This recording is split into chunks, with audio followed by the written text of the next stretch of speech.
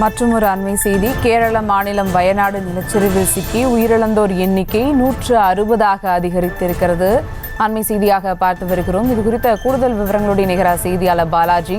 வணக்கம் பாலாஜி, விவரங்கள். கேரள மாநிலம் வயநாடு மாவட்டத்தில் ஏற்பட்ட நிலச்சரிவில் சிக்கி உயிரிழந்தோர் எண்ணிக்கை நேரத்துக்கு மீண்டும் அதிகரித்து வருகிறது. நேற்று 151 பேர் உயிரிழந்த நிலையில் இன்று பார்த்தோம்னா தற்போது 9 உடல்கள் மீட்கப்பட்டு மொத்தம் உயிரிழந்தவர்கள் எண்ணிக்கை 160ஆக உயர்ந்துள்ளது. குறிப்பா பார்த்தோம்னா முண்டக்கை பகுதியில ஒரு 400 குடும்பங்கள் வசிக்குள்ள வீடுகள் இருந்துச்சு. தற்போது அந்த 400 வீடுகள்ல 350 வீடுகள் முற்றிலுமாக இடிந்து விழுந்தது. 50 வீடுகள் மட்டுமே அங்க தற்போது இருந்துகிட்டு இருக்கு. மேலும் பார்த்தோம்னா பல காயமடைந்து வேம்பாடி மருத்துவமனையில சிகிச்சை பெற்று வராங்க.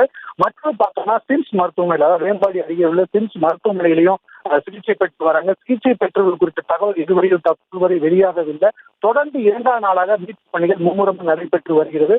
அதாவது ராணுவப்படை, விமானப்படை, கப்பற்படை மற்றும் தேசிய பேரிடர் மீட்பு குழு ஆகியோர் தொடர்ந்து 2ஆம் நாளாக மீட்பு பணியில் ஈடுபட்டு வர்றாங்க. மேலும் பார்த்தோம்னா மோப்ப நாட்டில் உதவியுடன் மீட்பு பணிகள் நடைபெற்று வருகிறது. சில இடங்களை ட்ரோன் மூலியமாக யாராவது சிக்கியிருக்காங்க, எந்த இடத்துல மாற்றியிருக்காங்க என்பது குறித்து தொடர்ந்து சோதனை செஞ்சுட்டு வர்றாங்க. தற்போது நிலவரப்படி பார்த்தோம்னா 160 பேர் தற்போது உயிரிழந்திருக்காங்க. சுபா, விவரங்களுக்கு நன்றி பாலாஜி.